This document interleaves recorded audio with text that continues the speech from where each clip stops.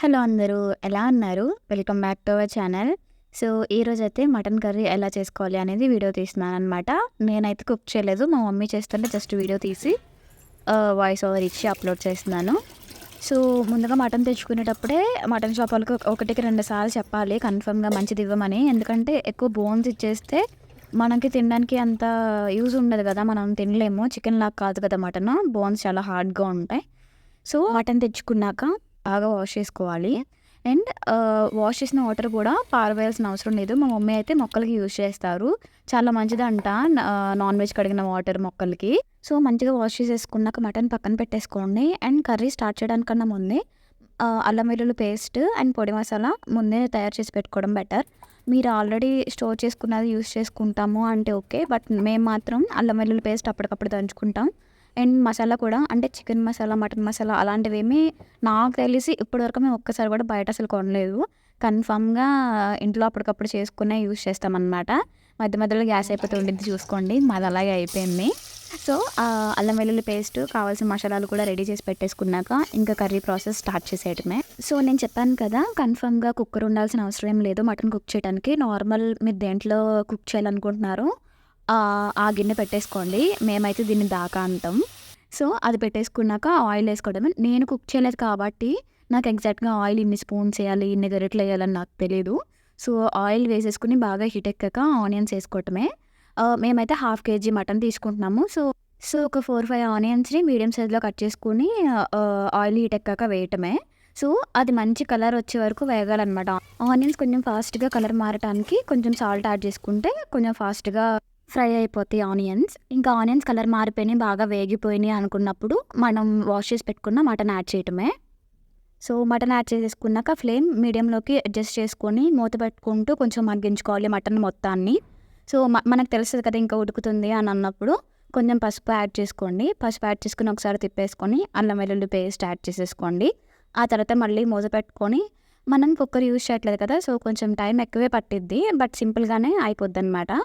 So, అలా అడుగంటకుండా ఒక్కొక్కసారి తిప్పుకుంటూ మూత పెట్టుకుంటూ కాసేపు అట్లా ఉడికించుకోండి మటన్ మొత్తాన్ని. అండ్ సో, ఒక 2 మినిట్స్ మటన్ తిప్పుకున్నాక కారం యాడ్ చేసుకోండి. పచ్చి కారం అండ్ మసాలా కారం, కూరల కారం 2 యాడ్ చేశారు మా మమ్మీ అయితే.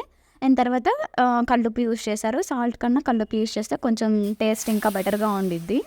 And at the same time ఇంకో పొయ్యి మీద వాటర్ కాచుకోండి, హాట్ వాటర్. ఎందుకంటే డైరెక్ట్ చల్ల వాటర్ యాడ్ చేయడం కన్నా హాట్ వాటర్ యూజ్ చేయడం వల్ల మటన్ తొందరగా బాయిల్ అవుతది. సో, అందుకని కొంచెం వాటర్ అనేది ఎక్కువగా మసిలిపోవాలి. ఆహ్, బాగా హీట్ అవ్వాలి. అర్థమవుతుంది కదా! సో, కారం, ఉప్పు యాడ్ చేసేసినాక ఈ బాగా మసిలిపోయిన వాటర్ తీసుకొచ్చి కర్రీలో యాడ్ చేసేయటమే. అంటే పర్టిక్యులర్‌గా ఇంత వాటరే వేయాలని ఏం లేదు. మీకు ఎంత గ్రేవీ కావాలి అంటే దాని కన్సిస్టెన్సీని బట్టి వాటర్ యాడ్ చేసేసుకోవటమే. సో, మటన్ ఎక్కువసేపు బాయిల్ అవ్వాలి కాబట్టి కొంచెం వాటర్ ఎక్కువే పట్టిద్ది.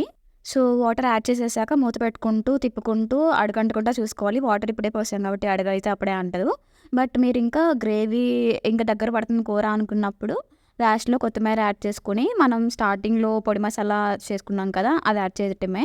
సో, నేను ఇంకో వీడియోలో ఎప్పుడైనా పొడి మసాలా డీటెయిల్స్ ఇస్తాను. మా మమ్మీ చికెన్, మటన్ ఏది చేసినా గానీ అదే యూజ్ చేస్తారనమాట. చాలా బావుండిద్ది. అన్నిట్లోకి సెట్ అయ్యిద్ది. సో, ఇంతే కర్రీ అయితే చాలా సింపుల్‌గా అయిపోద్ది. బట్ కొంచెం టైం పట్టిద్దనమాట. సో, మనం కుక్కర్ యూజ్ చేయట్లేదు కాబట్టి ఇది కొంచెం ఉడకటానికి కొంచెం టైం ఎక్కువే పట్టిద్ది. సో, మా మమ్మీ అయితే దీనికి కాంబినేషన్‌గా చింతపండు చారు కూడా చేశారు. బట్ మరి ఆ వీడియో పెడితే బాగోదు కదా! అంటే నేనేదన్నా చేస్తే నెక్స్ట్ టైమ్ ఆ వీడియో పెడతాను.